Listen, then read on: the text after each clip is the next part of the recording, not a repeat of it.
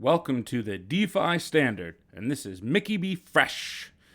Today, market is pumping. That's one thing for sure. Bitcoin's cranking up to almost $50,000 right now. Altcoin market going crazy, I guess to say the least. And with XRP, we're still right around just below 50 cents at the time of this recording.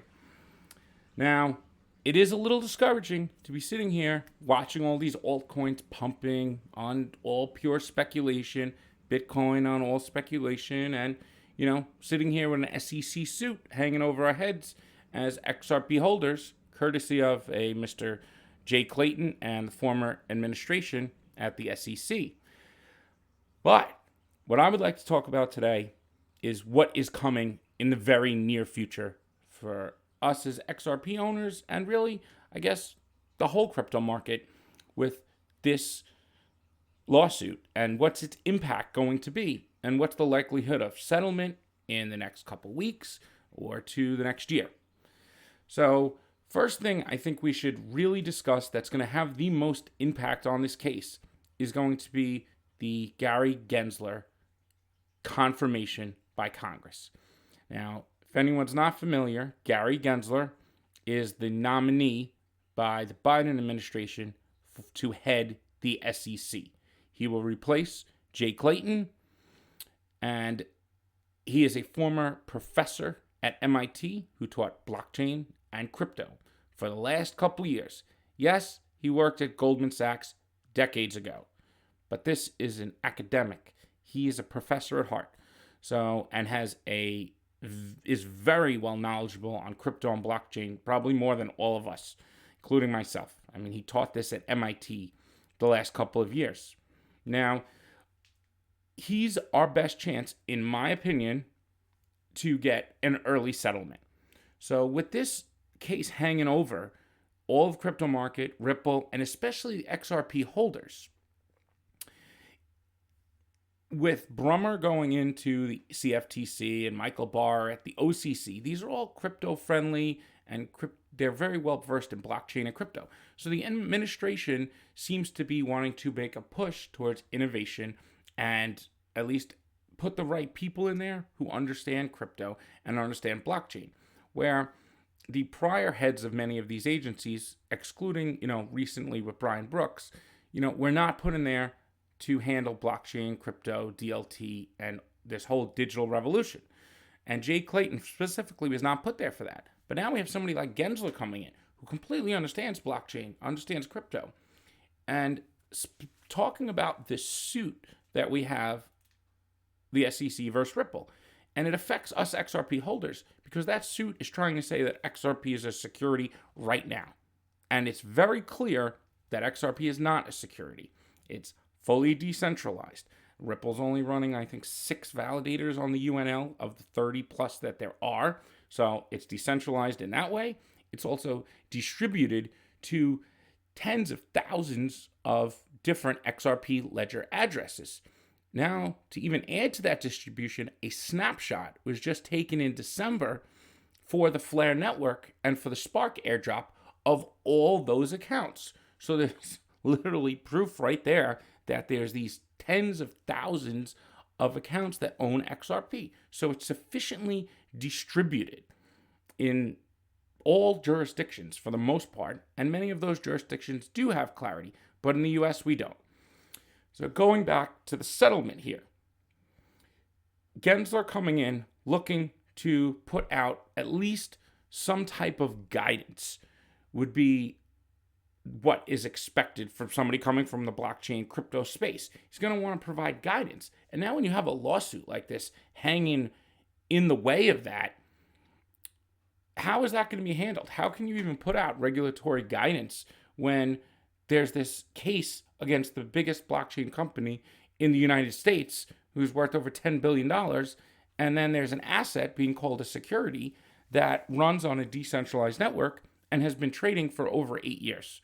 So Gensler is going to come in and see all this. And, Clayton didn't even go to the incoming administration and let them know about this suit. Just kind of dropped it and walked right out the door.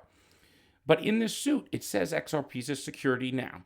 So I think the best chance of settlement is going to come, well, at least the first best chance will be when Gensler first comes into office. He could either amend the suit or, there is a possibility they could drop it. I don't know if that's likely. Kind of would damage the integrity of the SEC, but it is possible, depending on how far this administration and Gary Gensler wants to go with the SEC. Do they want to totally revamp it and push to innovation where the prior SEC head, they weren't even following their mandate?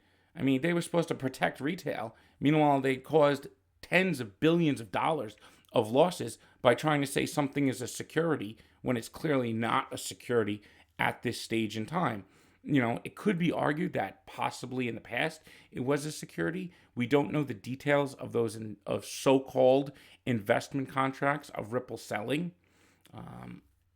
But the second stage, say that doesn't happen. Say Gensler comes in, okay, it proceeds the case. He says, okay, we're going to put out a framework, but say just ignores it. He could amend it and remove that security designation from XRP and say, hey, it's not a security right now, but maybe we will let the case go on and allow that to go to court. But as of right now, XRP is clearly not a security and it could trade. So that would open up the whole market, and these exchanges in the US like Bitstamp, Coinbase, Binance US, it's going to be just literally a flick of a switch and trading is back on because they haven't delisted anything. They just halted it. Their integration into the XRP ledger still exists for sending transactions in and out of the exchange wallet. So this could happen very soon. And once Gensler comes in, and we're waiting on that confirmation, he could amend this, or he could drop it, like I just said. But the second stage, if that doesn't happen, would be when they go to mediation. And that would be most likely after February 22nd, I believe. Jeremy Hogan also has a YouTube channel, and he did a great video on this, breaking down the different settlements scenarios. And the second one he said was this mediation, where both sides come to possibly some type of agreement. And that would be our second scenario where we could get clarity and XRP back to trading. Now, leading up to both of these things, there could definitely be a speculative push for money coming into XRP in anticipation of this settlement getting put out there and clearing everything up. And boom, now we have all this trading back. Market makers are going to need more XRP to supply liquidity to the market on, say, Bitstamp, Coinbase, Binance US. Those are major exchanges. Kraken in the US. All of those are going to need now liquidity. So they're going to need more supply, these market makers. Even if they're making markets on other exchanges, they're going to need more XRP to cover out on the US market. So this is a possible scenario at mediation when they could come to some type of settlement. If that doesn't happen, then it would go to after discovery, when everything is brought out. And one of the things that Ripple did ask for is that FOIA, where it's the Freedom of Information Act, where they asked for how did the former SEC director, I think it was Heinemann, said that Ethereum was not a security because it was efficiently decentralized. Well, what were the parameters that Ethereum met that allowed it to be sufficiently decentralized? So Ripple's asking for what was it that Ethereum made it decentralized? And there's going to be nothing they're going to be able to come up with that makes it more decentralized than XRP Ledger. XRP Ledger is already decentralized. Nobody controls all the nodes or the UNL validators. They are completely separated from Ripple as a company. So there's like 20-something other validators in the UNL that are not Ripple.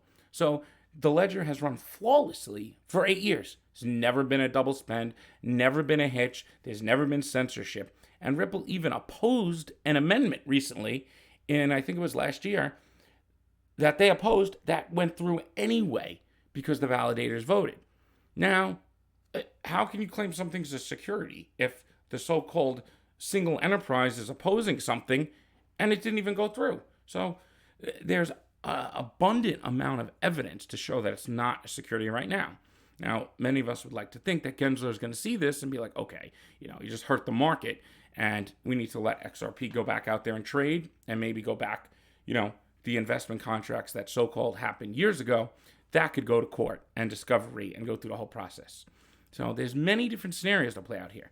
So now going back to discovery, after all that happens, all the legal documents are laid out and they decide, in the legal lawyer talk. I'm not an attorney, so I don't have any experience in that background, but I am just laying out what I heard from Jeremy Hogan and some of my own opinions here.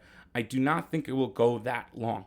I think that the U.S. knows they're behind and they are out of step with other countries. And you're hurting your own innovators inside our country and giving advantages to other countries. Like, if this administration is putting in people like Chris Brummer, like Gary Gensler, like Michael Barr into these top positions, and they are primarily known for their crypto and blockchain expertise, it shows that this administration seems like they want to push the innovation, and they're putting those people in place. That I think is a good sign for us as crypto holders, even XRP, and with Gensler coming in, I think it's really going to give the space a boost. And then that's not all, though. We need Congress to actually act, and who knows if they will or they won't. Pushing through like the Digital Commodities Exchange Act would really be what we need for full clarity. So even if they do settle this case and we do allow XRP to go back on trading when Gensler comes in there, we still need a full regulatory framework.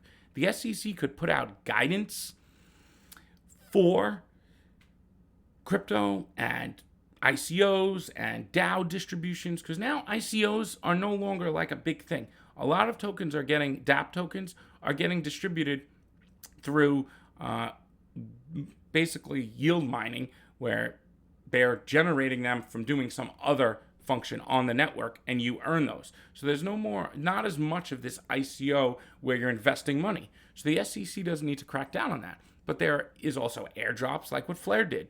FLR had full regulatory clarity for Spark. Spark has no hint at possible ever being a security because there's no investment from anybody. You're either getting it airdropped for free or you're going to be earning it from the FTSO or from minting F assets as rewards. And this puts a clean slate for Spark and FLR right out the gate. So I have zero to worry about there. There's not even a chance that could ever be a security because there's no investment. And now with this new regulatory framework that Congress will hopefully put out, that's what we really, really need. So a settlement or even saying it's not a security or it's a currency is great, and it will give a boost to XRP, obviously, and crypto markets, but we really need a full regulatory framework from Congress to put out and guide the SEC, the CFTC, the OCC, the FinCEN, and give them direction. Because right now they're all kind of, and the IRS too, in their own little ways, putting out their own guidance. And they're out of step with each other, and they're out of step with the rest of the world. Now, Brian Brooks was a tremendous advocate, and he got a bunch of things done during his short tenure over the last 6 to 7 months since he was put in there as a temporary and then nominated. Unfortunately, he is out now, but we have Michael Barr, who's the former Ripple advisor.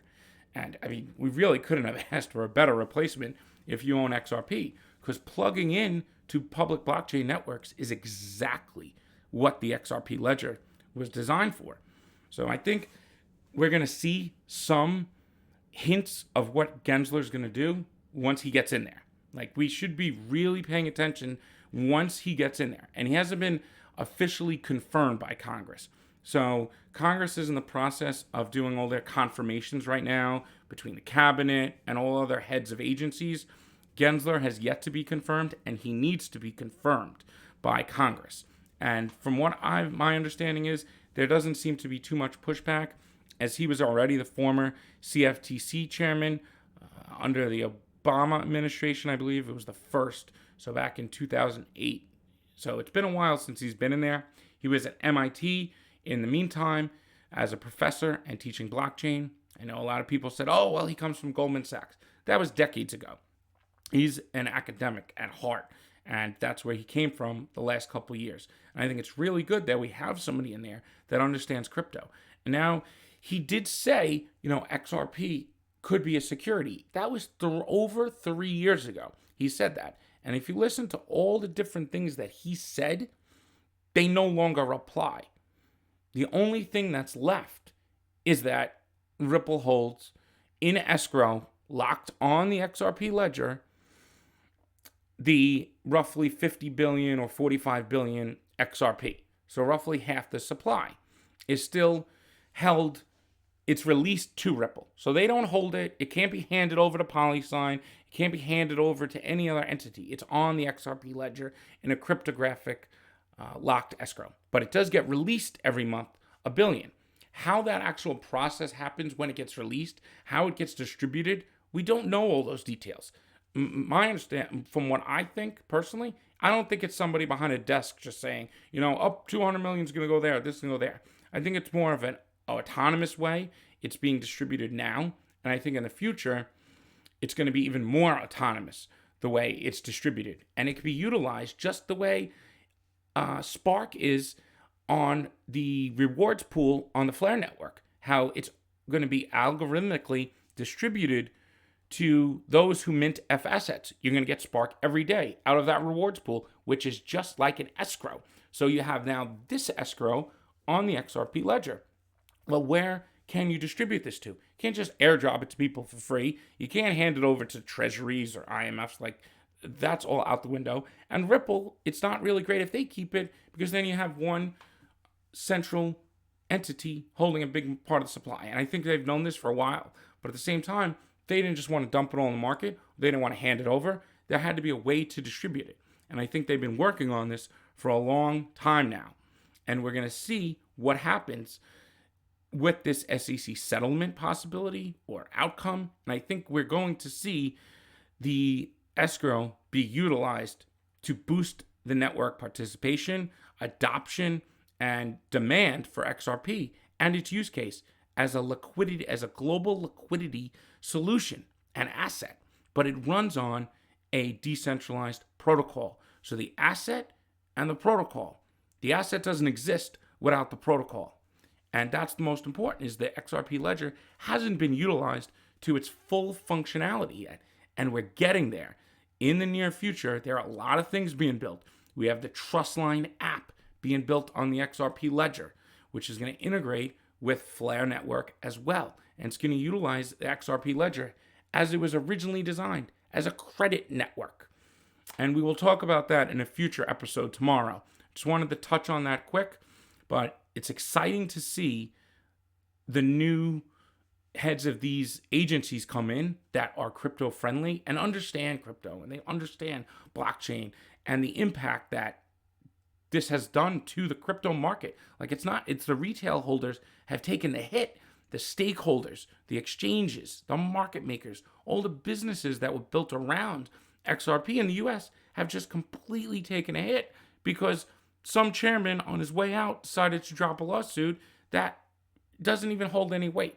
So a new chairman coming in with a whole new mindset, a whole new approach, fostering innovation, hopefully, which we look like it's going to go in that direction, can put out new guidance.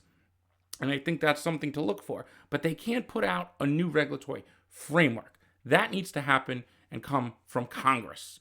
So I'm excited to see once Gensler is confirmed, or once he's going through that confirmation process in Congress, that's when it's the most important time to look at, say, the XRP's price and see if there's any movement going into that. That's not financial advice, just to give a heads up. That's where I will be looking. And then once he's confirmed, we could see what happens. But there might be anticipation leading up to all that if something's going to happen. And we need to see his approach when he first gets in there. What are his comments? What does he say publicly? Does he make any changes at the SEC? Is their mandate going to change and become more innovation focused? The CFTC has been the exact opposite of the way Jay Clayton ran it. They're all about innovation. They're thinking about a safe harbor for DeFi and bringing in these new innovations and integrate them to the regulatory framework of how they actually regulate the assets and regulate the networks using that technology instead of trying to use old, outdated legacy technology that just basically cements in these intermediaries.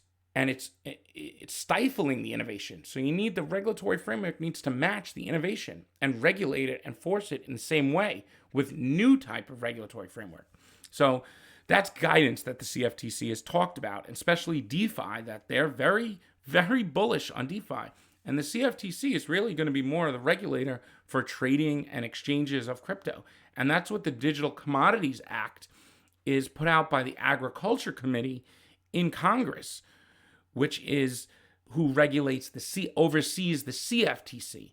Now, the Financials and Banking Committee oversees the SEC.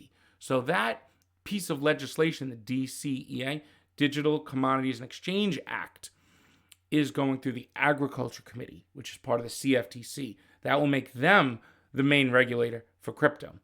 And SEC could then focus more on security tokens, tokenized assets, and other things that they should be focusing on, and not on public decentralized networks that have utility tokens, payment tokens, or platform tokens, protocol tokens, whatever classification. We need a taxonomy, too, of what these different assets are. And it's not just the asset, it's the underlying protocol. So should an ERC20 dApp token be equivalent to the same as a protocol layer token like Spark? No, they should be classified differently because one doesn't have its own consensus. It uses the consensus of Ethereum, for example. Many of the ERC20s, they just use Ethereum's consensus. Should they be classified the same as full blockchain networks like Litecoin, XRP Ledger, Spark with FLR, Bitcoin too? They all have their own blockchains. And we need to see a real taxonomy that separates these things differently.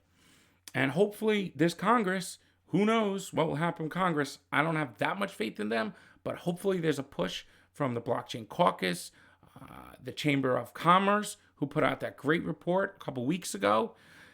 And we get a regulatory framework that allows the innovation to boom. And then we get a Coinbase IPO, and then we eventually get a Ripple IPO, and things are off to the races. But we really are, right now with this pump, this is all speculation in almost all the assets. And we've yet to see real utility.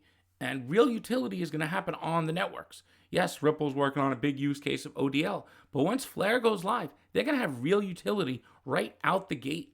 And yield, storage demand, and store value. Remember, Spark is main use case is as collateral. That is a sense of a store of value. But it also could be utilized, and it comes with yield on the FLR network. So the F assets, same things. They'll get the full smart contracts, they'll get yield, and they'll get all new use cases. So FXRP is kind of a big upgrade for XRP without the XRP ledger's full functionality. And now we're going to talk about in the next video the Trustline app, but we're also going to talk about more information of the decentralized stablecoin coming to the FLR network that's going to be backed by FXRP and other assets. It's going to have a lending protocol that it will be another Lego block to work with, and an insurance protocol.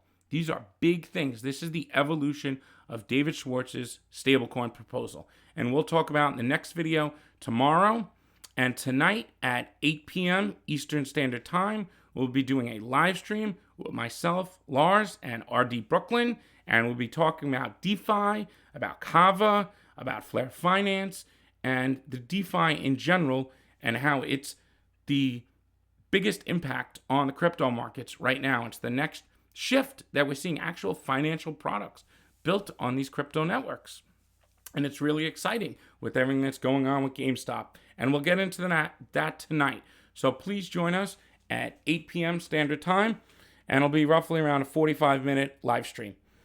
I'm Mickey B. Fresh, and I'm out.